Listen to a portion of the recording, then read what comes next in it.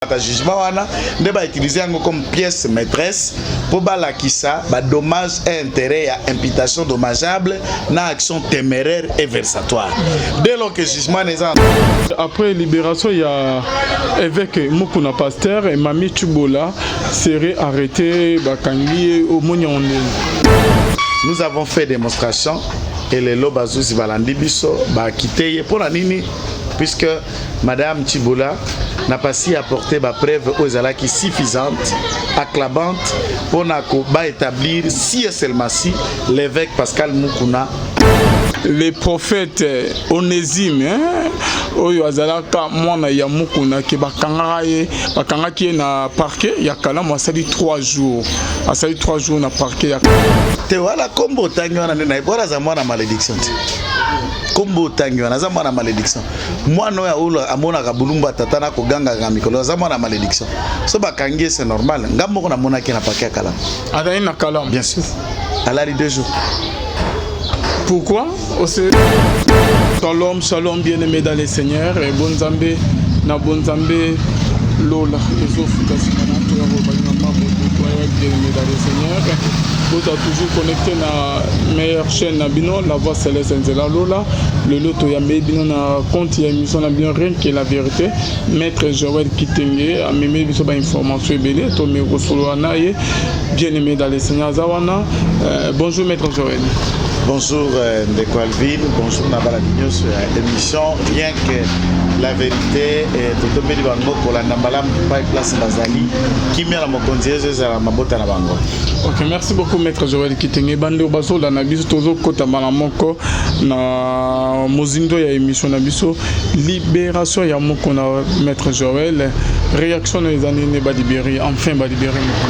Réaction à satisfaction puisque bana mboko balandaka biso na Voix Céleste TV baeba position na ngai lors ya arrestation à pasteur Mukuna ba émission nyonso na sala j'ai démontré combien eloko nezalaki cabane ezalaki montage. J'ai fait des démonstrations en droit comment bako établir yangote et Mami sera dans la difficulté de démontrer que réellement elle a été violée. Il y a des mois, ça fait 3 mois passés que j'ai dit la même chose. Maintenant ceux qui analysent to sala ki biso na bazuzi o ba ko sambisa to sali biso na bango musala moko. J'allais dire que là c'est moko. Bango batangi droit biso pe to tangi droit. Maintenant ça lelo ba mususu ba bazuzi na ba mazisa biso tozali ba avocat. Mais nous pouvons réfléchir puisque nous avons été initiés à la même pratique, à la même science. Nous avons fait démonstration et les lobazuzi balandi biso ba quitté pour la nini puisque Madame Tchibola n'a pas si apporté ma preuve aux alaki suffisante, acclamante pour établir si et seulement si l'évêque Pascal Mukuna a kendeki ko violé hier, a kendeki ko menacé de mort, a kendeki ko détenir par devers soi mikanda ya lopango o ezalaki entre guillemets d'après elle yaye. Après analyse, on a découvert d'abord pour les kakambangumbango et le quoi liboso Lupango, M. Kacha a laissé une parcelle. Na bandal, couvert par un certificat d'enregistrement na kombo naye, ya mwasi naye anda kuna bana naye nyoso soki nef. Na kati ya bana wana mwana soi disant ya mimi ana kati te. Na kati ya mwasi oza na kati ya certificat ye mimi mami azate. Azate c'est que non. Ça c'est un élément. Pour ça qu'il y a lesquels esprit ou comment? Non, ça ce sont ses propos. Ça, honnêtement, moi je ne fais pas un jugement de valeur. Pasteur Mukuna a toujours démontré qu'il y a tikala ko simba mikandate et moto simba mikandate. Mon ambition sur moi wana ya papa Katia Liboso, c'est une fille. Aleka kazo brandi certificat na acte de mariage maman na bango. Ça c'était un élément. Tâtonnement même. Yo moko na chaîne na yo la kisa de pasteur Mususu bengo tina poto. Que photo amtona bola qui s'est liboso soit des pasteur a violé azali ki na ya kufa. Quelques jours après Sero ba misa ka photo abimi na Lubumbashi. Albi mumana bozoko tanga ngana na Lubumbashi en vidéo, tout le monde a suivi. Tout le monde a vidéo à Mimichi Bolanza qui innocent. Donc on a vu des virements en virements et il n'y avait rien de vrai. Nous sommes là qui combine politique, combine ya badongolomi sur veille patriotique mais mo konzinza ba confondre bango lobi balala kité. ba piqué ba crise ba sikre mati bango misusu basuka ki na hôpital ba ko pepa bango mo pepe biso bando kanisa ka malibanda te. Donc mais maître Joël Kitenge, il paraîtrait qu'après libération, il y a évêque Mukuna Pasteur et Mami Chubola serait arrêté au Mounion. Non, non et non. Nalobi non misat. Non ya liboso. Jugement oyo et acquitté évêque Mukuna. Ils en souffrance. Na lingala ça veut dire quoi? Ministère public ozala qui organe poursuivant plus la partie civile ozala qui Mimi Bola a relevé appel a sali appel pour na kolobate jugement wana et ali malamu te. Bazuzi basambisa ki ndenge longo banité. Le fait que jugement wana ba effet suspensif na yango et salami, on ne peut pas le faire arrêter parce que pour que ba arrêter il faut pas que jugement wana ne ba utiliser yango comme pièce maîtresse pour balakisa ba dommage et intérêt à imputation dommageable na action téméraire et versatoire. Dès lors que jugement n'est en souffrance par le fait que le ministère public a relevé appel, on ne peut pas faire usage pour inquiéter mamie. Deuxième élément pour que tout n'anga mutuna wana te. Ce qui siko jugement na basali yango appel. Ce qui jugement na basali yango appel. Qu'est-ce qu'il se passe maintenant? Basali jugement appel mais mukuna bimi ndengeni. Puisque l'article 84 il y a code du procédure pénal et ya koloba boy. Soki mutu akanga me ba kobenga détention préventive avant ba juge de fond ba trancher litige ba loba jugement. Na suka na yango tango jugement bimi et que na jugement wana ba quitter mutu. Akobimana nu libanda atako soki batukati nae o ba ko sambelongo basali appel to opposition. Conformément à la loi en matière d'acquittement, l'appel n'a pas des effets suspensifs en rapport avec la liberté ou la sortie de la mise en détention à Moutonakati à Boloko. C'est cet anglais-là né à Kobim. Deuxième aspect qui est important qu'il faut retenir ici, avec Pascal Mukuna, Azam Osali Anzam, il a dit qu'à poursuivre l'État, qu'à fonder l'État, au Kangisete. De Mukuna Lodi. Au Kangisete. Tu veux que Mami Chubola a poursuivi pour l'imputation dommageable. Mukuna Rolande Lango, Batunde Balingi Bongo. Ngai, lokola leader d'opinion, peut moko ya bato ba soutenaki avec Mukuna Makas, ba vidéo eza, bana mboka baebi on a kolobana sala lokuta te na sengi a poursuivre yete. Aza mwana na bakosa kiye pour akama $1,800 ba pesa kiye atika e masumune na mutu na nzambe moko asokipe na ye a continuer combat na ye ya éveil patriotique. Maître Joël Kitenge nande bandoro bazola na biso yozo bakebalandela ete omote ke eko pesa eko tina bande musu ba raisonner musika on dirait que makambo Mami Chubola afundela kiye azo reconnaître on eza ya solo ou comme non droit eza raisonnement te afundi bajisi basambisi babeza ya solo te ko ko raisonner na ndenge na e mboka la biso vandaka likolo ya ba sentiment moko inutile. Moi je ne suis pas là pour na koluka ko analyser ba sentiment na ba raisonnement inutile ya bato ngana ko s'adresser pas bato baza sensé baza réfléchi o ba ko kanisa makambo lokola bo bato ngala kende comité na sika bato ba katisa lokola bonta bato bonyama. En tout cas, raisonnement, c'est par rapport à quoi? Au fond du mout. Comme il y a un juge à l'obi, que l'on a fondé ton monité. Est-ce qu'on va raisonner au-delà d'un jugement d'acquittement? Il n'y a pas de raisonnement. Ok, merci beaucoup Maître Joël Kitenge Bande Bazo la Nabiso de partout vous a toujours connecté. Bah moi ma solo ya mingi ezali na émission Nabiso lelo. Nazo signé na bande ko il paraîtrait, il semble que les prophètes Onésime oyo azalaka mwana ya Mukuna ke bakanga ki na parquet ya Kalam asali 3 jours. Asali 3 jours na parquet ya Kalam. Est-ce que eza ya soloté et pourquoi bakanga qui est na parquet ya Kalam tozozela prophète Onésime aya ko répondre biso na émission au juste elo onine bakangela qui est na parquet ya Kalam asali 2 jours sur 3 jours il fallait qui akende et makala l'homme de Dieu odana loba obaksa te wala kombo tangwana na ibora za mwana malédiction kombo tangwana za mwana malédiction mwana ya ulo amona kabulumba tatana ko ganga ga mikolo za mwana malédiction so bakangie c'est normal ngambo ko na mona ki na parquet ya Kalam ada na Kalam bien sûr à la 2 jours Pourquoi? Na s'occuper na ngote pour se ngala kipaka bana malédiction te. Na kipe te pe na talier pété. Na kipe mambo na été. Pe na besoin ko kota na ngote bana malédiction na kota kate. Mais dans les sources il semblerait que $11,000 ya loyer église. Afuta kate ye mo santo ko futa ta loyer te. Mo santo. Mais il y a dénoncé non? Ah bla bla bla. Merci, merci beaucoup, Maître Joël qui t'inquiète. Pour ça, la recherche sur Nabiso, pour découvrir la vérité, ce qu'on exime à Zola, Nabiso, pour en contact au micro Sola. Du solo en émission, il y a Bisso bien aimé dans les signes. L'homme dédié Bando Bazola, Nabiso de partout, satellite Moro et Koya Kiwana, ceux qui na province Moboye, Bando Bazolo Baké, et Pessi, Bamiso Bazolo Baké, na monnaie de Ronanga Antibale, Moïse, Abi Kedaï Santéli, Yakabila, Bamiso Bazolo Baké, et l'homme Bachai Ponake, surveiller. Yo étant que vous avez juriste maître avocat, vous avez toujours informé dans l'actualité belé. Et là on est s'est passé au G pour la Makamotali satellite. Bon, en tout cas, de Korangai, moi je chaque jour naza estomaté pour la komona makambozo ko le kanamboka. Nalobaka chaque jour. Président de la République a causé la lokola yemoko gouverneur, administrateur, policier, ANR, militaire, chef de riz, chef de quartier. Chaque Congolais n'a portion à pouvoir épais sa melio. Vous avez le droit de regard. Il y a deux hypothèses de Kolobama, mais avant de faire analyse nangai. Les autres disent que ça satellite T.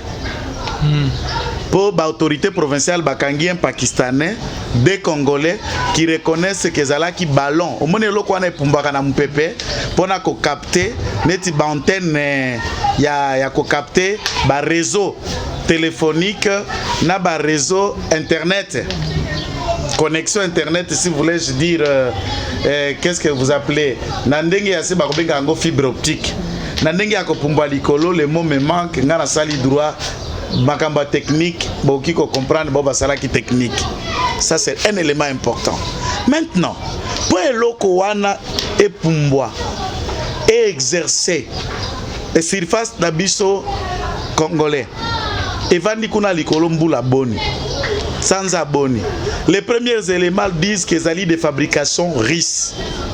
Ils ont un baradar, ils ont un caméra, ils ont un coquille à quatre.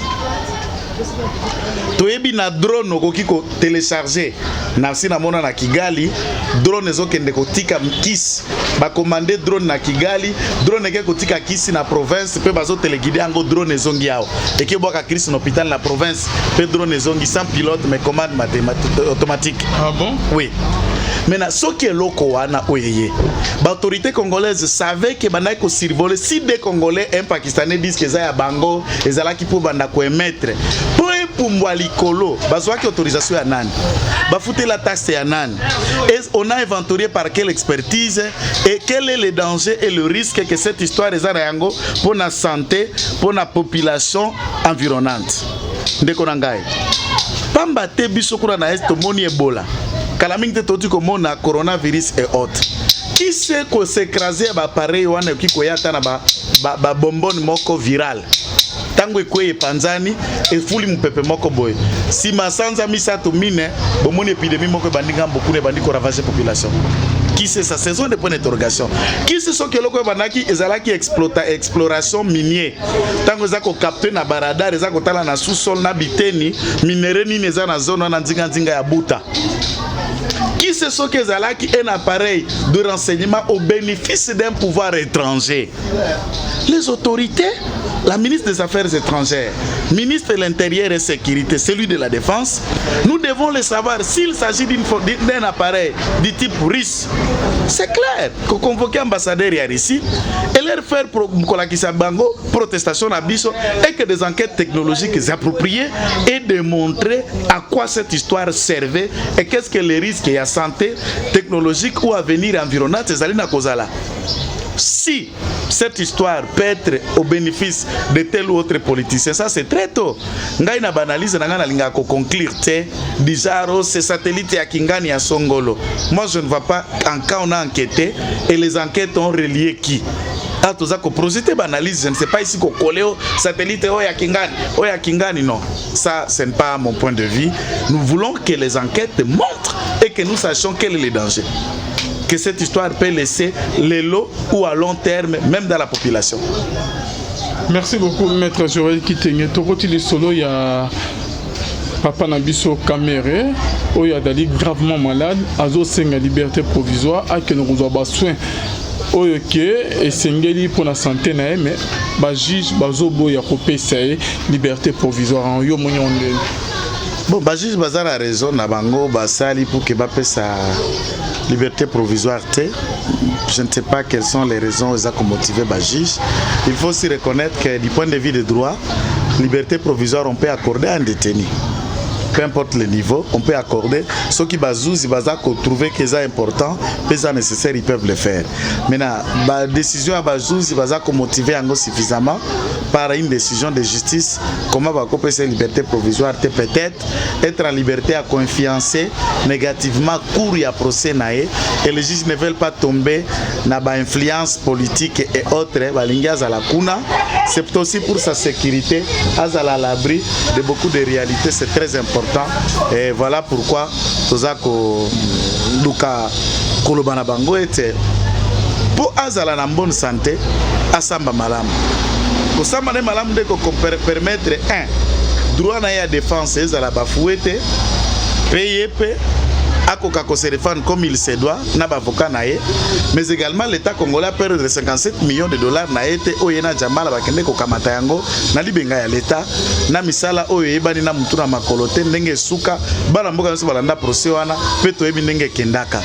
Maintenant, que nous apprenions qu'Aza malade, c'est que certaines sources prouvent natala qui décision, il y a ministère public et Osami Bundu qui a signé prouvant suffisamment que Ndekoana Azali na Kobe la maladie à coronavirus.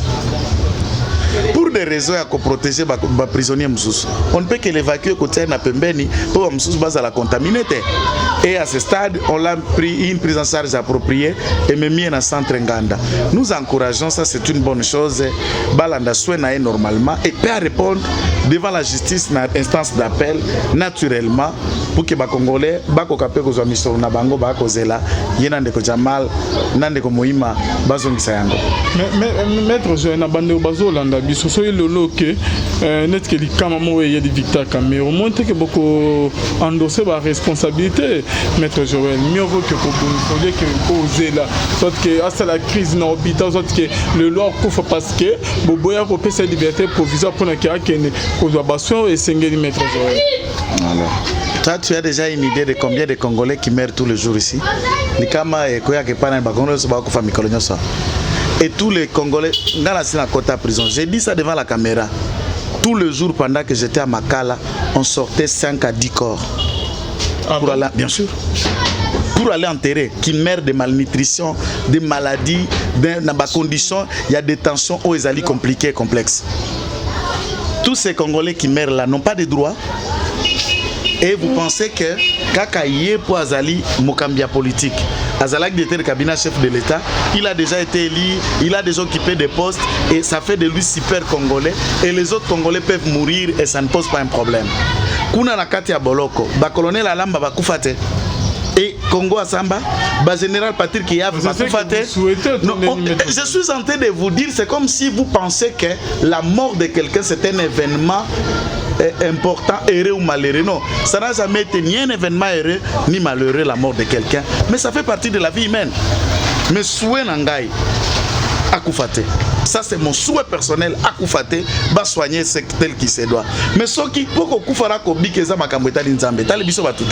ce n'est pas moi de décider sur la mort de quelqu'un et de souhaiter d'ailleurs la mort de quelqu'un. Mais s'il arrivait que Dieu décide autrement, et ça va faire quoi? Le pays va s'arrêter puisque un Congolais est mort? Le Congo va avancer puisqu'un Congolais va s'arrêter d'avancer puisqu'il y a un Congolais qui est mort et tous les Congolais qui meurent ici, Mamadou Bakoufa, Général Baouma Bakoufa, Bambouja Mabe Bakoufa, Kabila Père Akoufa, Tshisekedi Akoufa et le Congo s'est arrêté puis ces gens-là sont morts et s'il faut parler, franchement, mais écoutez un peu, vous gonflez beaucoup ces noms-là. Vital, Vital, Vital, Vital. Arrêtez un peu, arrêtez un peu. Hein? Mais maître Joël qui était bandé au Bazolanda Bisso, mais boyebi quand même que Victor Kamere a gravement malade. Boyebi en haut. Mazan hôpital. ba médecin de ba koloba gravement ou pas grave. C'est pas biso ba non initié. Ngai na yo sali journalisme, ngai na sali droit nini to yebi na médecine. Médecin de koloba gravement ou pas. Mais jusqu'à preuve le compte dans la conférence de presse, il y a médecin mon côté à soigner pour dire nous avons admis les prisonniers Kamer et Panabiso et après analyse voilà. Autant d'ailleurs santé à Moutezalaka strictement privé, c'est de la vie personnelle. Bah informer Bekaka famille naïe. Nous ne voyons pas en quoi il faut dramatiser là-dessus. Dans cet hôpital aussi, il n'est pas le seul Congolais. Il y a beaucoup de Congolais à Mamaemo. Dans tous les hôpitaux, il y a même ceux qui accroupissent dans leur maison à Zatan aspirine. Il faut parler de tous ces Congolais-là. Les policiers, les militaires qui ne savent même pas envoyer leurs enfants à l'hôpital et autres. Ce sont ces Congolais-là qui vont parler d'eux. Pas les Congolais qui pillent, qui volent l'État et tous les jours on se met à parler des détourneurs comme si on parlait des anges. Merci beaucoup, Maître Joël Kitenge. Réaction non, par rapport aux propos tenus na avocat ya Jamal. Il paraît que Jamal a joué qui n'a pas ce qui 3%, ce qui 2% sur les 57 millions de dollars à Maître Joël. Bon, na yebite soki na landaki yango na ba Facebook, na ba réseaux sociaux, na tikali kolanda avocat wana ngai moko te. Il semble qu'il est collaborateur d'un cabinet d'avocats français, Yaza Mauritanien. Et d'après ce que Jamar lui aurait dit. Bon, bon avocat, je ne sais pas critiquer. Avocat Ming Alobako, ba client, ba memeli, à Sangisi Angona Mibeko, à mettre un peu une petite opinion là-dessus. Je crois que c'est une fausse information. Mais principe, il y a droit à malam. Pour nani. Na niveau Jamal Nakamer Bako Samba, bazana instance et appel. Na instance et appel, bako banda na ba elema ya sikate elingi kolobanini. Tango bafunda ki on a TGI. Makambo ya ebisi avocat na sende singela ka loba liboso ya bazuzi wana. Ke boko funda ngapo na 57 millions. D'ailleurs ko 57 millions yango na tikala kozwa yango te. Ba pesa ngaka kaka moi 1 ou 2%, nyoso wana na tikala kozwa te. Là c'est déjà un débat. Mais batuni ozwa na zwa biloko eza babina somba yango biloko nyoso eza na port ya lobito monsieur eza na Dar es Salaam monsieur eza na Nzela c'est lui qui nous a dit ça bio landi procès alaka en direct. Maintenant il avocat na landi ba vidéo na esambelo ya client na e pour client na ya wangani te kazwa ki misolo nyos cash ezanga ki kande mbongo ya douane ba ekokota kutu na kesi ya loate na likopa bakamati muima douanier ageko de douanele Samibo Congo na Ousmane Asperel. Je ne sais pas dans quelle raison si c'était cela les mots à ba contrat na bango. Tout ça avocat na landa quitté.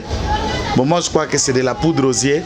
Bah, juge à cour d'appel va tenir yango compte puisque c'est un élément nouveau où est ça là qui débat na première instance té. Pour les débat égal. C'est tout ça minga na yo olobi mambo mususu.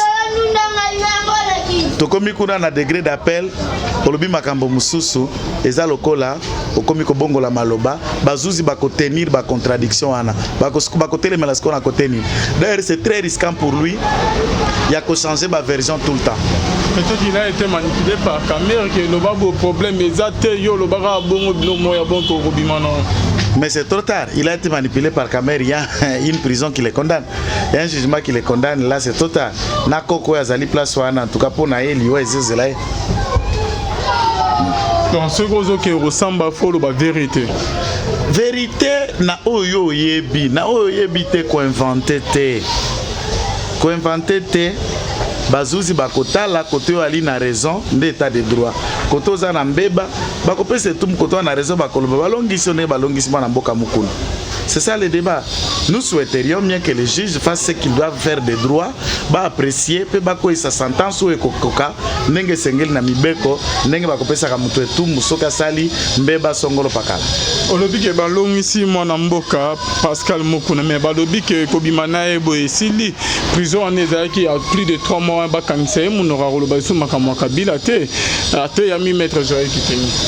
Ngala ebi ke muku na bande ko samba na Mimi Chibola na ebi te so Mimi Chibola za na famille ya Kabila.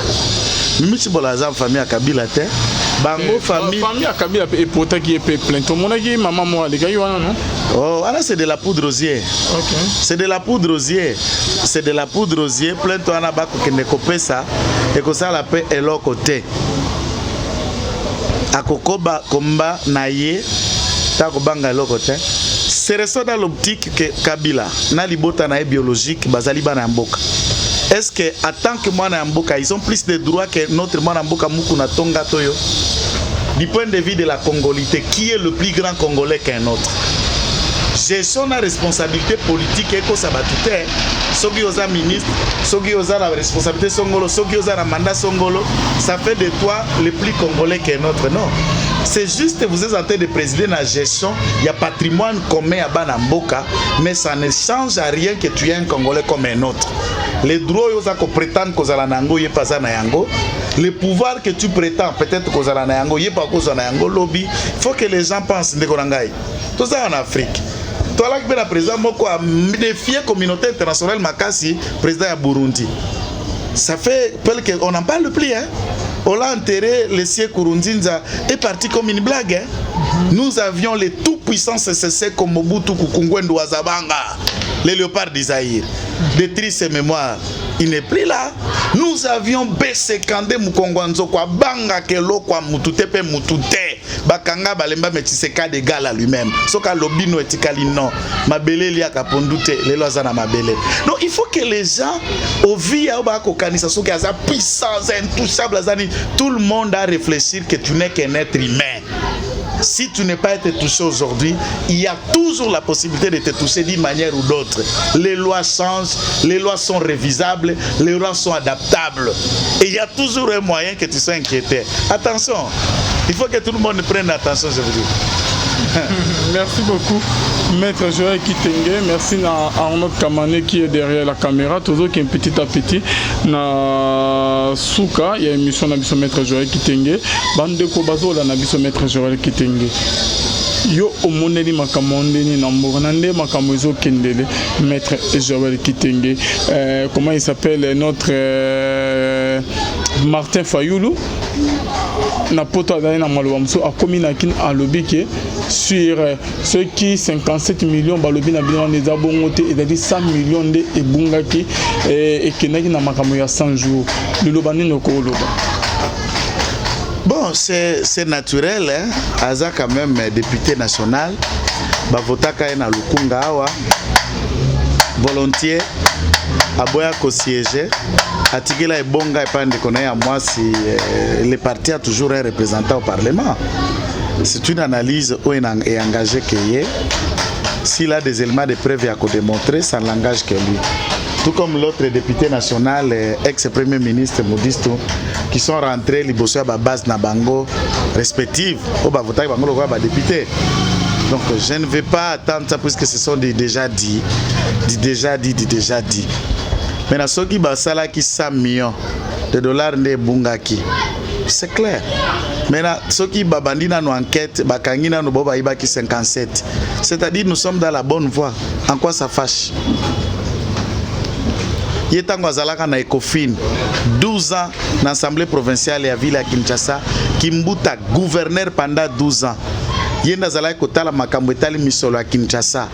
Ventre ya Zando, poubelle basalité, ba contrat na banda kona enrichissement ya Kimbuta.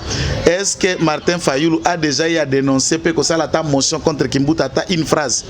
S'il n'a pas su le faire dans sa gestion de la ville de Kinshasa, alors je voudrais être étonné d'attendre qu'un plus mauvais député provincial de la ville de Kinshasa, en l'occurrence Fayoulou, vienne donner des leçons na Oyaza Komeka Kosala, où l'ex-premier ministre Mouzito Adolphe, détourneur qualifié, immoral, économique qualifié, alors Aya Kopé sa leçon de gestion aux autres. C'est étonnant, c'est choquant. Par rapport à arriver à un message à Téné qui joue, il y a arrivé à un Maître Joël.